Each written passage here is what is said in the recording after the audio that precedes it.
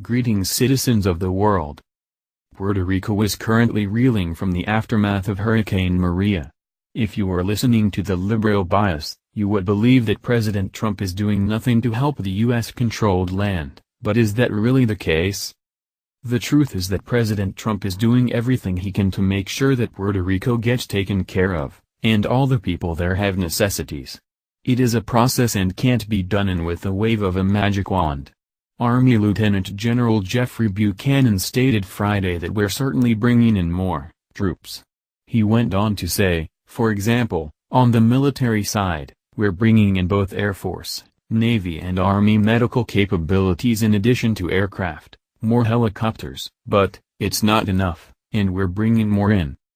At this point, the Pentagon has allocated around 4,000 troops to help out with relief efforts in Puerto Rico. Rescuing those displaced or injured individuals in the U.S. territory is important.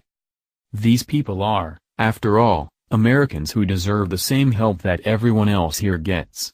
The general story seems to be that the left believes that Trump isn't doing enough to take care of the people there.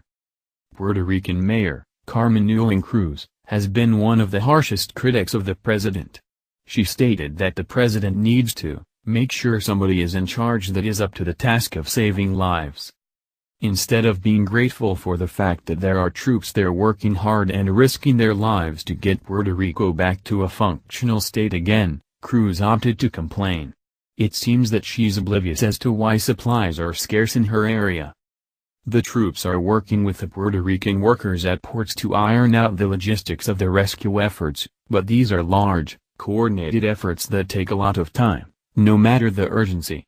When Maria struck, many of the employees didn't, or rather couldn't, show up for work. As a result, there are a huge number of supplies like food, water, and medicine at the ports. It needs to be opened, sorted, and distributed, which can take some time. The Pentagon has allocated around 4,000 troops to help out with relief efforts in Puerto Rico. Is our military being stretched too thin? If it were somehow possible to wave a hand and make everything right in Puerto Rico, the president would. But until then, the reality of the situation needs to be addressed and resolved accordingly. The acting Homeland Security Secretary, Elaine Duke, visited the island Friday.